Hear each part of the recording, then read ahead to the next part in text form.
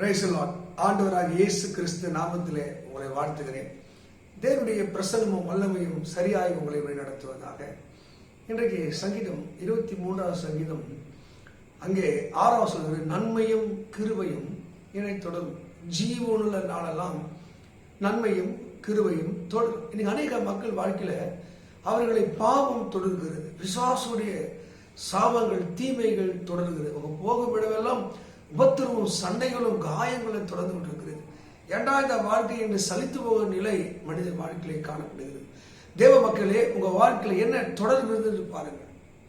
ஒரு சில சத்துருடைய ஆவிகள், சாபங்கள், இன்னும் ஒரு சில படி போன பிசாசு கட்டுகள், மந்திரங்கள், சூனியங்கள், எதிரிகள் அவங்களை தொடர்ந்து கொண்டே இருக்கிறார். ஆனால் இந்த சங்கீத பகுதியிலே ஒரு மனிதன் சொல்கிறான், நன்மையும் the goodness and love, நன்மையும் அன்பும் என்னை தொடர்கிறது.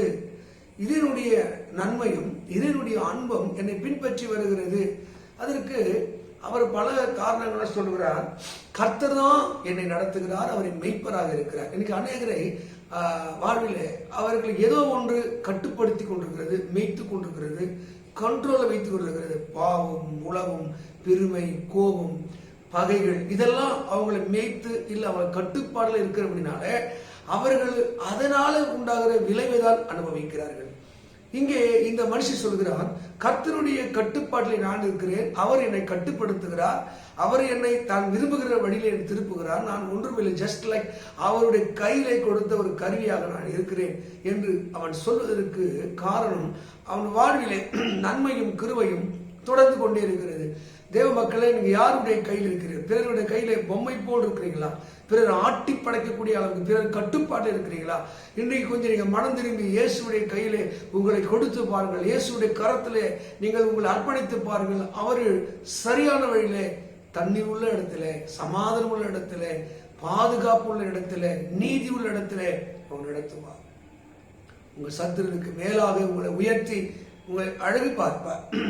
யோபு தன் வாழ்க்கையில பல நஷ்டங்கள் கஷ்டங்கள் வந்த போதிலும் அவருக்கு சுத்தி இருக்கிற நண்பர்கள்லாம் அவருக்கு சொல்கிற ஆலோசனை, யோபு புத்தகம் 22 நீங்க படிச்சு பார்த்தீங்கன்னா 19 நினைக்கிறேன், 22 நீங்க 21 படித்தால், நீ அவரோடு பழகி சமாதானமா இருந்தால் உனக்கு நன்மை உண்டாயிருக்கும்.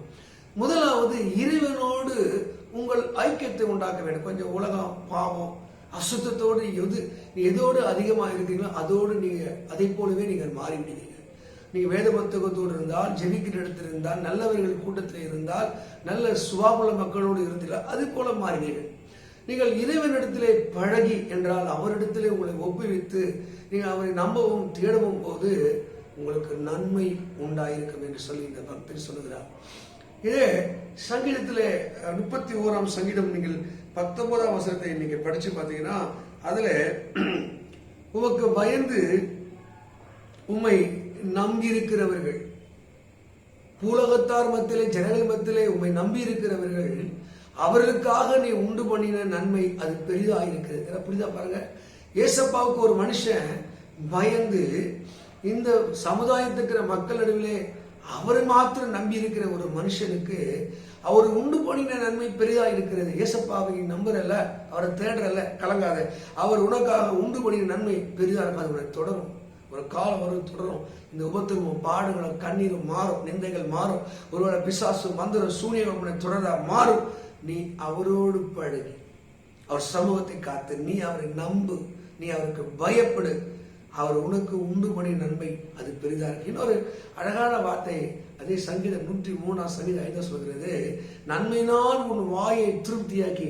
அப்போ புலம்புகிறவர்கள், அழுகிறவர்கள், குறை பேசுகிறவர்கள், என் வாழ்க்கையை நான் பிறந்த நேரமே சரியில்லை, என் வாழ்க்கை ஏன் இப்படி இருக்கிறது பார்த்து நிறைய குடும்பத்துக்கு நல்லது இல்லைங்க. மனைவினால பிரச்சனை, புருஷனால பிரச்சனை, வேலையிலே பிரச்சனை, பக்கத்துல பிரச்சனை, நீ நல்லா இருந்தா இன்னொருத்தன் மேல இருக்கிற அந்த உண்மையில் இருக்கிற போராமையினாலே உண்டாகிற பகை, இழப்பு, அவச்சொற்கள், புறங்கூறுதல். நீங்க அந்த போராமை ரொம்ப ஜாக்கிரதை. நீங்க போராமை மட்டும் சந்திச்சீங்கன்னா அது ஆபத்து. ஆனா கண்டிப்பா மனுஷனை போராமைப்படும்படி வாழ்க்கை கர்த்தர் வைப்பார். ஆனால் உன்னை போராமை இருக்கிறவனை தூஷிப்பார்கள், குறை பேசுவார்கள், நீங்க செய்யாத தவறை செய்தேன் என்று சொல்லுவார்கள். அது போராமை உச்சம். ஆனா இதே சங்கீதம் 103 சொல்லுது, நன்மையினால் உன் வாயை திருப்தி. வாயை கத்த நன்மையினால் சத்துருக்கள் மேலே. அதே சங்கீதம் 41:11 சொல்கிறார், என் சத்துருக்கள் என் மேல் ஜெயம் கொள்ளாதனாலே நீர் என் மேல் பிரியமா இருக்கு. சத்துரு ஜெயிக்க மாட்டாங்க, ஒரு நாள் தோத்து போவாங்க. அவருடைய எண்ணங்கள்லாம் தோற்றுவோம். நீ உத்தமமான நீதியா இருந்தா ஆண்டவர் நீதிபடியே உனக்கு ஆசீர்வதிப்பார். என்ன சொல்லுதுங்க? அவர் கழுகுக்கு சமானமான வயதை திரும்ப வாழ வயதை போல மாற்றுவா. உன் வாய் நல்லது பேசும், நல்லது சொல்லும், நல்லது துணிக்கும். உன் வாழ்க்கை எங்க போனாலும் நன்மையுடைய தொடர்ந்து கொண்டு இருக்கிற வருகையிலும் நீ ஆசிரியப்பட்டிருப்பாய், போகையிலும் ஆசிரியப்பட்டிருப்பாய். கர்த்தருடைய ஆவி அதை சரியாய் உனக்கு செய்யும். அருமையான மக்களே, நீங்க ஏசப்பா மேல ஒரு நம்பிக்கை வைங்க, அவருக்கு பயப்படுங்க, அவரோடு பழகி என்ன ஜெபம் பண்ணி அவர் சமூகத்தில் காத்துருங்க. உங்க வாய் நன்மையால் நிரம்பும். நீ திரும்பி பார்த்தா நன்மையும் கிருபையோட தொடரும். துஷ்டர்களை கடந்திருப்பாய், துரோகிகளை கடந்து தூர இருப்பாய். நீ எங்கேயோ கர்த்தர் உங்களை உயர்த்தி வைத்திருப்பார். இந்த வேத சத்தியத்தின்படி ஆண்டவர் உங்களையும் உங்கள் குடும்பங்களை 1000ஆய் ஆசீர்வதித்து நன்மையும் கிருபையும் தொடரும். மாத்திரம் இல்ல,